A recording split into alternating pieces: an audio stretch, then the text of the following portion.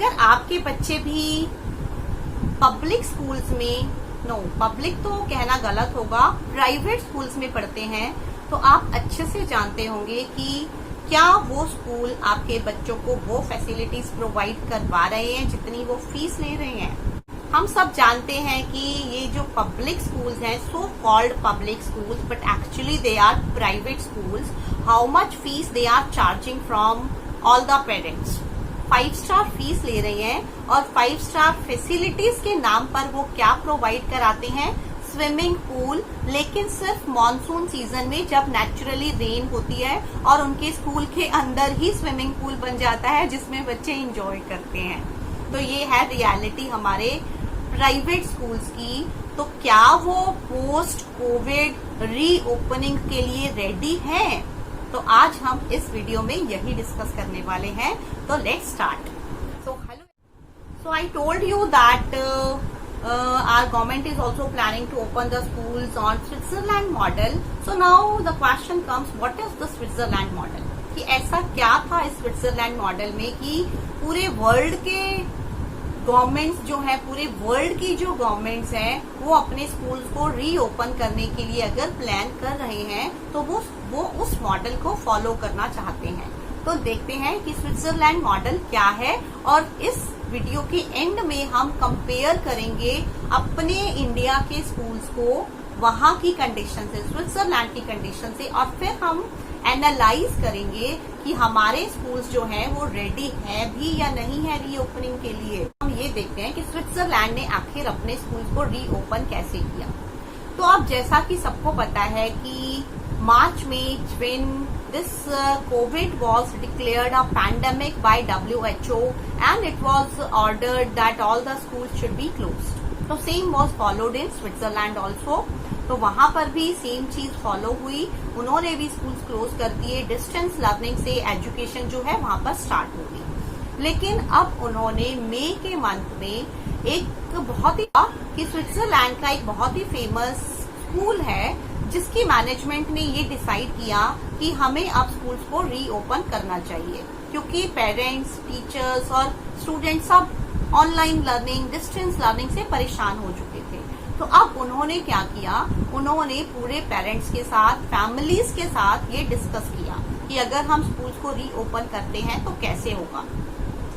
तो उन्होंने देखा कि जो पेरेंट्स थे, जो फैमिलीज थे, दे ऑल वर इंटरेस्टेड कि schools should be open because they thought that this online learning is not that much useful for the children as personal interactive classes are.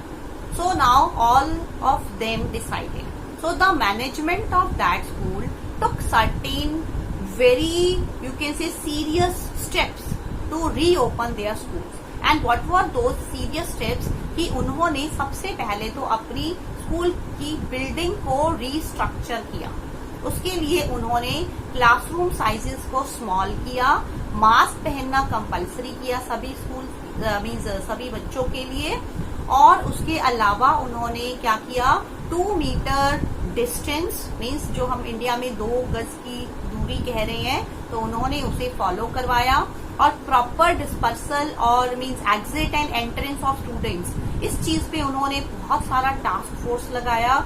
Means उन्होंने बहुत सारा means even outside agencies को higher किया ताकि उनके school के बच्चों को किसी तरह की प्रॉब्लम ना आए। तो means it all shows that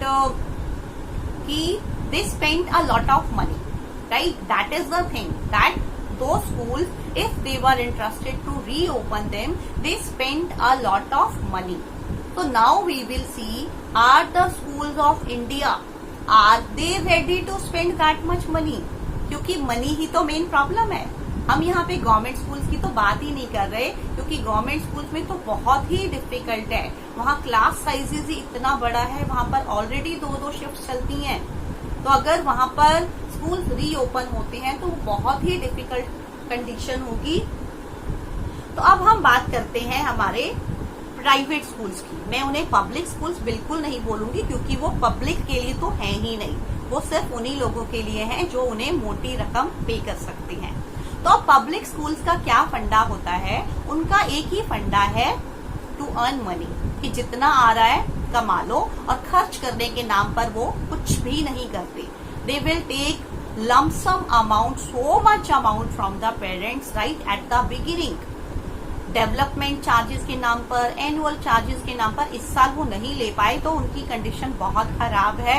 they are really very means under so much pressure कि हम पैसा नहीं कमा पा रहे उतना ज्यादा. बट उनके ट्यूशन फीस जो वो ले रहे हैं वो भी अगर हम उनके एक्सपेंसेस से कंपेयर करें तो बहुत ज्यादा होती है. But they are not satisfied with that. तो अब अगर स्कूल्स रीओपन होते हैं तो क्या ये पब्लिक स्कूल्स उतना पैसा खर्च करने के लिए तैयार हो जाएंगे, उतनी फैसिलिटीज प्रोवाइड कराएंगे कि ये बच्चों को किसी तरह की कोई प्रॉब्लम ना आए.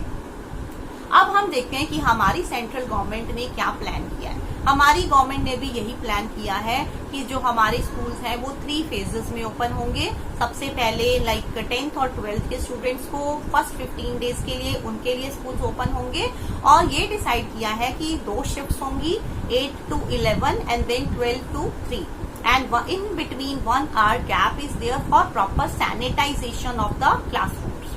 तो वो एक एक्सपेंस होगा स्कूल्स के ऊपर. और उसके बाद क्या होगा कि they have said कि if there are suppose 4 sections of a particular class, तो 2 sections will come on one day. Means alternate days पे स्कूल में बच्चे आएंगे.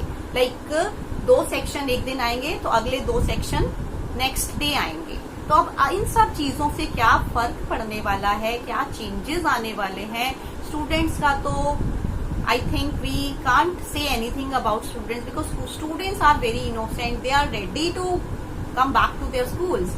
They are rather missing their schools. They are like they want to come back to their schools. But it will be definitely like it will put a lot of economic pressure on the school management, and double pressure there will be there on the teachers. Because if there are 2 shifts in the schools, definitely schools will not allow the teachers to go back. They will definitely ask they will rather expect all the teachers to stay in the school for both the shifts. तो teachers के लिए double workload हो जाएगा, double pressure हो जाएगा.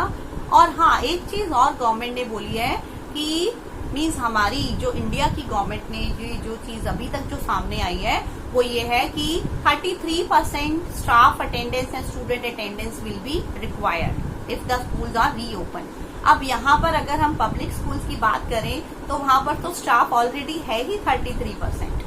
Yes, this is a big reality. अभी schools क्या कर रहे हैं कि बहुत सारे टीचर्स को या तो उन्होंने निकाल दिया या उनको इतना प्रेशराइज कर दिया कि वो आधे से ज्यादा टीचर्स खुद छोड़ के जा चुके हैं.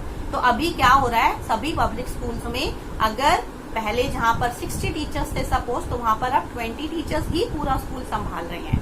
उन्हीं के ऊपर पूरा वर्कलोड है. और अगर स्कूल्स रीओपन हो जाते हैं तो आप इमेजिन कर सकते हैं कि फिर वहां पर क्या कंडीशन होने वाली है. Because it will not be like कि इमीडिएटली स्कूल्स टीचर्स हायर कर लेंगे, और अगर हायर कर भी लेंगे तो वो नए टीचर्स उस एटमॉस्फेयर में कितना टाइम लगेगा उन्हें एडजस्ट होने में. So many things are there related to this reopening of schools. तो now I think this thing is very much a very big challenge for all the people like school management, for teachers, for parents, for students also, because ultimately their health risk is involved. So let us see what happens. I think we all should pray to God that everything gets normal and vaccine comes fast so that at least our children are safe, that we don't have any fear to send them to their schools. And rest, everything is in the hands of God, so we can pray only. So I hope you must have found this analysis to be little bit useful, and if you find it useful, do share this video with others also. And if you feel that some more things are there which I need to cover up, you can tell me in the comment box. I will definitely make one more video on that. And do subscribe to the channel if you are new.